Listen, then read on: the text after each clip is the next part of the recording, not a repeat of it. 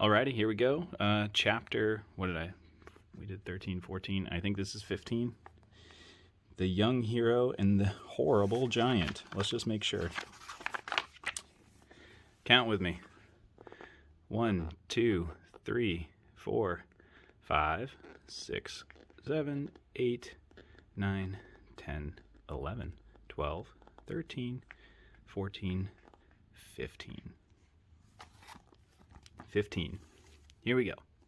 The young hero and the horrible giant. David and Goliath from 1 Samuel 17. God's people had some scary enemies, but the Philistines were the scariest of them all. And now the Philistines had come to fight them. The Philistines had a secret weapon called Goliath. Goliath was a terrifying soldier, and worst of all, a giant. A giant so strong and so tall and so scary that no one had ever been able to fight him and live to tell the tale.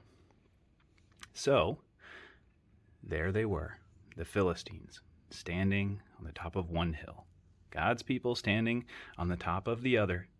Every day, Goliath came out and shouted, "Send your best soldier to fight me. If he wins, we will be your slaves. But if I win, you will be our slaves." No one spoke. No one moved. "Chickens," Goliath bellowed. "Your God can't save you. I'll rip your heads off and have you on toast." Gets pretty brutal. Sorry about the parental warning that lacking there. His beady, greedy eyes glowered at them hungrily from under his horrible helmet, as if any minute he really might just gobble them all up. And he laughed, his terrible laugh. Ha, ha, ha, ha. It boomed, echoing horribly around and around the dry valley. Well, Goliath might just as well have been a green, slimy monster with 3 heads, because God's people froze with fear. Their eyes glazed over, and they turned deathly pale. They knew if someone didn't do something quick, if someone didn't save them, but God would do something. He would send someone to save them. Now, you remember that David was the youngest son of Jesse? Well, his brothers were soldiers in the army. One day, when Freckles walked right next to the tripod again, well, his brothers were soldiers in the army. And one day, when David brought his brothers their lunches, he saw Goliath. And he saw how scared everyone was. "Don't be afraid," David said. "I'll fight him for you." "You're only a little shepherd boy," the king said. "And Goliath is a great soldier. How will you fight him?" "God will help me," David said. So the king gave David his royal armor to wear, but it was too heavy and too big. David couldn't even walk. "I won't need this," David said. Instead, David picked out 5 smooth stones from the stream. 1, 2, 3, 4, 5.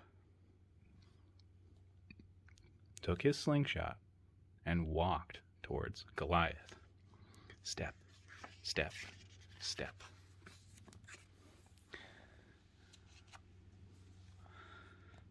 Goliath walked towards David. Thud, thud, thud.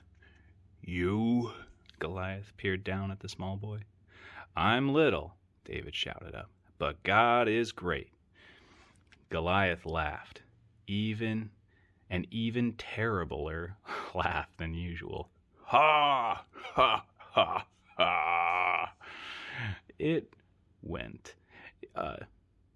That's how it went, sorry. With just one swing of his giant sword, Goliath could finish off the small boy. But David kept going. "It isn't about how strong you are, or how many swords and spears you have that will save you. It is God who saves you. This is God's battle, and God always wins his battles." David put a stone in his sling, swung it around, and let it go. The little stone flew like a bullet through the air and struck Goliath Doof, right between the eyes.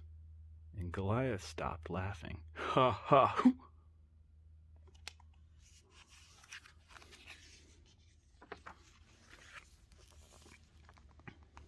He stumbled and staggered and crash fell dead.